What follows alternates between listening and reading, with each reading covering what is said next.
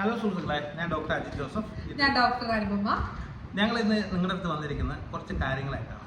എന്ന് വെച്ചാൽ ഗർഭിണിയായ സ്ത്രീകളൊക്കെ ഒത്തിരി ആൾക്കാർ ഞങ്ങളുടെ ആ ഹോസ്പിറ്റലിൽ വരുമ്പോൾ അവർ ഞങ്ങളോട് ഒത്തിരി സംശയങ്ങളൊക്കെ ചോദിക്കാറുണ്ട്. അങ്ങനെയുള്ള കുറച്ച് സംശയങ്ങളും അതിൻ്റെ ഉത്തരങ്ങളുമായിട്ടാണ് ഞങ്ങളിവിടെ എത്തിയിരിക്കുന്നത്. ഗർഭസ്ഥാവസ്ഥയിലുള്ള എല്ലാവരുടെയും കുറേ ഡൗട്ടുകളാണ്. ഗർഭസ്ഥാവസ്ഥയിലുള്ള ട്രീറ്റ്മെന്റുകൾ എങ്ങനെയാണ്, നമുക്ക് എടുക്കാൻ പറ്റുമോ എന്നുള്ളതാണ്. അപ്പോൾ നമുക്ക് ഗർഭസ്ഥാവസ്ഥയിൽ നമുക്ക് ട്രീറ്റ്മെന്റ് എടുക്കാൻ പറ്റുമോ?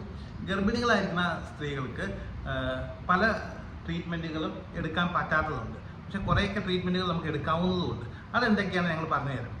ഒരു ഗർഭിണിയായ സ്ത്രീയെ 3 ആയിട്ട് നമുക്ക് വേർതിരിക്കാം. എന്ന് വെച്ചാൽ 3 ട്രൈമസ്റ്ററുകളായിട്ട്. ഫസ്റ്റ് ട്രൈമസ്റ്റർ, ആ ഗർഭത്തിൻ്റെ തുടങ്ങിയ ആദ്യത്തെ 3 മാസത്തെയാണ് ഫസ്റ്റ് ട്രൈമസ്റ്റർ എന്ന് പറയുന്നത്.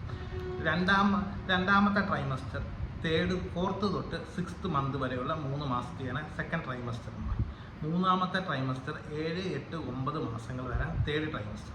ഇതിൻ്റെ ഫസ്റ്റ് ട്രൈമസ്റ്റർ സാധാരണ ഗർഭിണികളായ സ്ത്രീകൾക്ക് ദന്ത ചികിത്സകൾ നൽകാറില്ല. കാരണം അങ്ങനെയുള്ള ചികിത്സകൾ നൽകുമ്പോൾ അല്ലെങ്കിൽ ചില മരുന്നുകൾ കഴിക്കുമ്പോൾ ആ ഗർഭം അലസിപ്പോകാനോ അല്ലെങ്കിൽ ആ ഭ്രൂണത്തിന് എന്തെങ്കിലും ഡിഫക്റ്റുകൾ ഉണ്ടാവാൻ ചാൻസ് ഉണ്ട്. അതുകൊണ്ട് ഫസ്റ്റ് ട്രൈമസ്റ്ററിൽ സാധാരണ ദന്ത ചികിത്സകൾ നൽകാറില്ല. രണ്ടാമത്തെ ട്രൈമസ്റ്ററിൽ നമുക്ക് ഡെൻ്റൽ ചികിത്സകൾ നൽകാവുന്നതാണ്. അത് പരിമിതമായ രീതിയിലുള്ള ഡെൻ്റൽ ചികിത്സയാണ് നൽകുന്നത്. നമുക്ക് പല്ല് വേദനയുണ്ടെങ്കിൽ പല്ല് പറിക്കുകയോ അല്ലെങ്കിൽ പല്ല് ക്ലീൻ ചെയ്യുകയോ റൂട്ട് കനാൽ ട്രീറ്റ്മെൻറ്റോ തുടങ്ങിയ ട്രീറ്റ്മെൻറ്റുകളൊക്കെ രണ്ടാമത്തെ ട്രൈമസ്റ്ററിൽ നമുക്ക് ചെയ്യാൻ സാധിക്കും. പക്ഷേ അങ്ങനെ ഇരിക്കും പേഷ്യൻറ്റ് കുറച്ചുകൂടെ കംഫർട്ടാക്കി നമുക്ക് ചെയ്യാൻ പറ്റുള്ളൂ. പിന്നെ തേർഡ് ട്രൈമസ്റ്ററിലും ചില പരിമിതമായ ട്രീറ്റ്മെൻറ്റുകൾ ചെയ്യും. പക്ഷെ അത് ചെയ്യുന്നതിന് മുമ്പ് ബന്ധപ്പെട്ട ഗൈനക്കോളജിസ്റ്റിൻ്റെ അഭിപ്രായം നേടിയ ശേഷം മാത്രമേ നമുക്ക് ചെയ്യാൻ സാധിക്കുകയുള്ളൂ. അതുപോലെ തന്നെ വേറൊരു ഡൗട്ടാണ്, നമുക്ക് എക്സ്റേ എടുക്കാൻ പറ്റുമോ, നമുക്ക് എക്സ്റേ എടുത്തെങ്കിൽ എന്തെങ്കിലും പറ്റുമോ, അങ്ങനെയുള്ള ഡൗട്ടുകളാണ്. അതിൽ നമുക്ക് പറയാൻ പറ്റുന്നത് നമുക്ക് ഒരിക്കലും എക്സ്റേ എടുക്കാൻ പറ്റില്ല അല്ലേ? അതെ, ഒരിക്കലും എക്സ്റേ എടുക്കാൻ പറ്റത്തില്ല. കാരണം എക്സ്റേ എന്ന് പറയുമ്പോൾ എക്സ്റേക്കിനകത്തുനിന്ന് വരുന്ന റേഡിയേഷൻസിന് അത് ഉദരത്തിലുള്ള കുഞ്ഞിന് ഒത്തിരി ദോഷകരമായി ബാധിക്കും. ഒന്നെങ്കിൽ ഒത്തിരി ഡിഫക്റ്റുകൾ ഉണ്ടാവാൻ സാധിക്കും, അല്ലെങ്കിൽ കുഞ്ഞിന് ഗർഭം നശിച്ചു പോകാൻ സാധിക്കും. കുഞ്ഞിനും അമ്മയ്ക്കും കേടാണ്. അതുകൊണ്ട് നമ്മൾ ഒരിക്കലും ഗർഭിണിയായിരിക്കുന്ന സമയത്ത് എക്സ്റേ എടുക്കത്തില്ല. എക്സ്റേ എടുക്കുമെന്ന് മാത്രമല്ല, എക്സ്റേ റൂമിൻ്റെ അടുത്ത് പോലും ഗർഭിണികൾ സാധാരണ നമ്മൾ ഇരുത്താറില്ല. കാരണം ഇൻ കേസ് റയർ കേസിലൊക്കെ ഏതെങ്കിലും എക്സ്റേയുടെ ലീക്കേജ് ഉണ്ടാവുകയാണെങ്കിൽ അത് ബുദ്ധിമുട്ടാകും. അതുകൊണ്ടാണ്. അതേപോലെ തന്നെ നമ്മുടെ ഗർഭസ്ഥാവസ്ഥയിൽ നമ്മൾ ശ്രദ്ധിക്കേണ്ട കാര്യങ്ങൾ, ആ ഒരു സമയത്ത് നമുക്ക് മോണയ്ക്ക് നല്ല പ്രശ്നങ്ങൾ വരുന്ന ഒരു സമയമാണ്. അപ്പോൾ ആ സമയത്ത് അസോസിയേറ്റ് ആയിട്ട് കുറേ ദന്തരോഗങ്ങൾ നമുക്ക് വരുന്നുണ്ട്.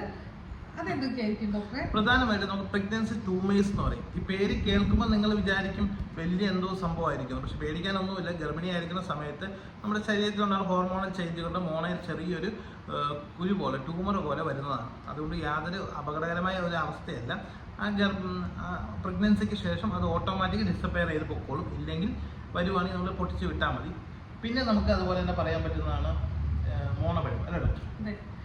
നമ്മുടെ ഹോർമോണിന്റെ വ്യത്യാസം കാരണം തന്നെ നമ്മുടെ മോണയൊക്കെ ഭയങ്കര വീക്കായിട്ടിരിക്കും.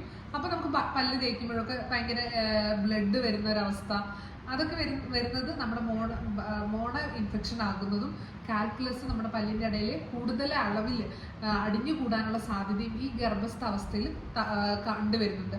ചില ആൾക്കാരൊക്കെ നമ്മൾ പറയുന്ന കേൾക്കാം, ഞാൻ ഗർഭിണിയായിരിക്കുന്ന വരെ, ഞാൻ എൻ്റെ മൂത്ത മകനെ പ്രസവിക്കുന്ന വരെ എൻ്റെ പല്ല് നല്ല സൂപ്പറായിരുന്നു, അവനുണ്ടായി കഴിഞ്ഞപ്പോഴാണ് എൻ്റെ പല്ലിന് ഇങ്ങനെയൊക്കെ പറ്റിയതെന്ന് പറയും. അത് ശരിക്കും പറഞ്ഞാൽ ഈ പ്രഗ്നൻസി കാലഘട്ടത്തിൽ നമുക്ക് ഇങ്ങനെയൊക്കെ മോണപഴുപ്പ് ഉണ്ടാകുന്നതുകൊണ്ടാണ്. പക്ഷേ ഈ ഒരു കാര്യത്തെ നമുക്ക് തടയാൻ പറ്റുന്നത് ഒരു പ്രസവം കഴിയുമ്പോൾ തന്നെ നമ്മൾ പല്ലൊക്കെ ക്ലീൻ ചെയ്ത് കഴിഞ്ഞാൽ തന്നെ നമ്മുടെ മോണയെ വീണ്ടും പഴയ അവസ്ഥയിൽ നമുക്ക് ഉറപ്പിച്ചെടുക്കാൻ പറ്റും. നമ്മുടെ മോണയൊക്കെ ആ ഒരു സമയത്ത് ഭയങ്കര ഇൻഫെക്റ്റഡ് ആയിട്ടിരിക്കാനും ഭയങ്കര ഇൻഫെക്ഷൻ കൂടുതലായിട്ട് വരാനുള്ള ചാൻസും ഉണ്ട്. പല്ല് ക്ലീൻ ചെയ്ത് കഴിഞ്ഞ് കഴിഞ്ഞാൽ ആ ഒരു പ്രശ്നം ഉണ്ടാകത്തില്ല.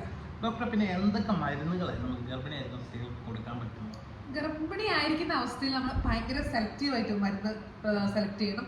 പ്രത്യേകിച്ച് ടെട്രാസൈക്ലിൻ പോലത്തെയുള്ള മരുന്നുകളൊക്കെ കഴിച്ചു കഴിഞ്ഞിട്ടുണ്ടെങ്കിൽ തന്നെ കുട്ടിക്ക് ക്ലെഫ്റ്റ് പലറ്റ്, അതായത് മുറിച്ചുണ്ട് ഉണ്ടാകാനുള്ള ചാൻസ് വരെ കൂടുതലാണ്. അപ്പോൾ നമ്മൾ എപ്പോഴും മരുന്ന് സെലക്ട് ചെയ്യുന്നതിൽ കുറച്ച് ശ്രദ്ധ കാണിക്കണം അല്ലേ ഡോക്ടറെ?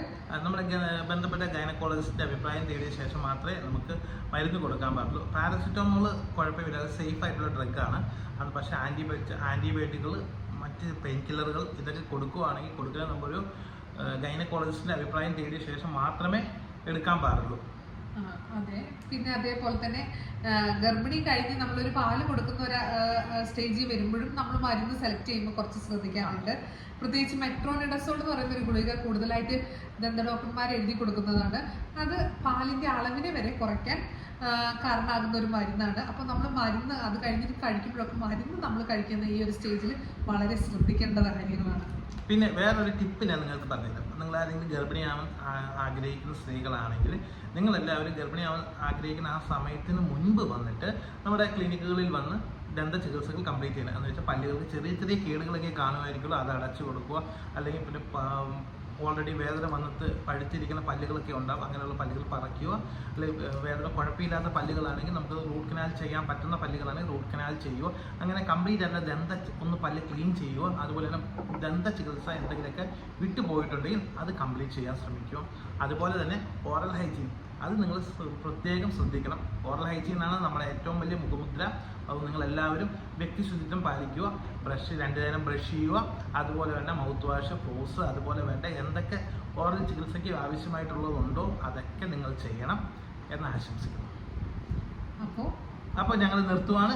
ഈ ഒരു വീഡിയോ നിങ്ങൾക്ക് എല്ലാവർക്കും ഉപകാരപ്രദമാകും എന്ന് പ്രതീക്ഷിക്കുന്നു. ബൈ.